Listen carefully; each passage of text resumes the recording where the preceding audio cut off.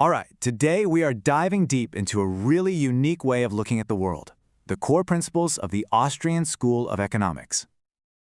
Most people think economics is all about complicated charts, big data, and trying to predict the future. But what if I told you there's another way to see it? The Austrian school starts from a totally different and honestly, a much simpler place. It says that economics is built on one single undeniable truth, that you and I, we act with a purpose. So how does that one little idea completely change how we understand the economy? Let's get into it. So here's our roadmap. We're going to look at 5 big ideas. First, why everything starts and ends with the individual. Then, we'll talk about how we actually decide something is valuable. After that, we'll see how order can just happen without a master plan. Then we'll get into the super important role of time, and finally, we'll look at why trying to control the market often goes so wrong. Okay, first things first, the individual. In Austrian economics, this is ground zero. You absolutely cannot understand the economy as a whole until you first understand the single person making a choice. And this has a name. It's called Methodological Individualism. It's a fancy way of saying we can't talk about society or the government doing things. Only people do things. All those big, complex patterns we see, like inflation or a recession, they're not mysterious forces. They're just the results of millions of individual choices all interacting with each other. This quote from Murray Rothbard just nails it. A state doesn't act, people, acting in the name of the state, do. Every single thing that happens in an economy, from the price of your morning coffee to a massive global supply chain, it all traces back to the purposeful actions of individuals. So, how do we study this? Well, the tool Austrians use is called Praxeology, which is basically the logic of action itself. See, instead of getting bogged down in historical data that you can never perfectly replicate, praxeology starts with a simple truth you can't deny. Humans act. We use things to get other things we want. And from that simple idea, you can logically build a whole system of economic understanding. So, if every economic event kicks off with an individual's choice, the next question is, how do we make those choices? What makes one thing more valuable than another? And that brings us to the subjective theory of value.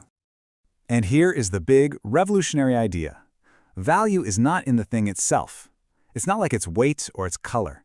Value only exists in our heads, in the mind of the person who wants it. A bottle of water doesn't have some objective value. It's only as valuable as someone thinks it is, right here, right now. This idea immediately solves a classic economic riddle. Why are diamonds, a total luxury, so much more valuable than water, which we literally need to survive?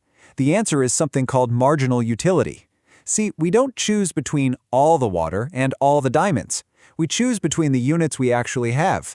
Since water is everywhere, the value of one more cup is pretty low. But since diamonds are so rare, the value of one more diamond is sky high. It's all about that next unit. And you can see how this works in practice. So Smith here, he wants a horse more than 100 barrels of fish, but Johnson, he's got the opposite problem. He'd kill for that fish. Because their personal subjective values are different, they can trade. And here's the magic part. They both walk away feeling richer. That's how wealth is created. Okay, so we have all these individuals acting on their own unique values. How does this create a functioning economy and not just, total chaos? Well, this is where we see the market not as a thing, but as a process that creates an unseen, spontaneous order. And the hero of this process is the entrepreneur. An entrepreneur's job is to stare into a completely uncertain future and make a bet. They risk their own money to organize resources today, just hoping, that it will create something people want tomorrow. A profit is the market's way of saying, hey, you guessed right. A loss is the market saying, nope, try again. This whole entrepreneurial dance creates what's called a spontaneous order. Just think about money. No king or government committee invented money. As the economist Karl Menger showed, people who were just trying to trade more easily naturally started using whatever good was the most tradable, like gold or silver, as a go-between. Money just emerged. It's a product of human action, but not of some grand human design. Now, all of this action, all this exchange, it doesn't just happen instantly. And that brings us to a huge element that a lot of other economic schools kind of gloss over, the absolutely critical role of time. It all starts with something called time preference. It's a simple, universal truth. You'd rather have a good thing today than that exact same good thing a year from now, right? All things being equal, we want stuff sooner rather than later. This basic human preference is the ultimate source of interest rates. Interest isn't just some made-up number. It's a price that reflects how much we value the present over the future. So, to actually grow an economy, we have to save. Saving simply means not consuming everything today so we can free up resources. Those saved resources then get invested into building the whole structure of production, all the tools, factories, and complex processes that eventually make the stuff we want.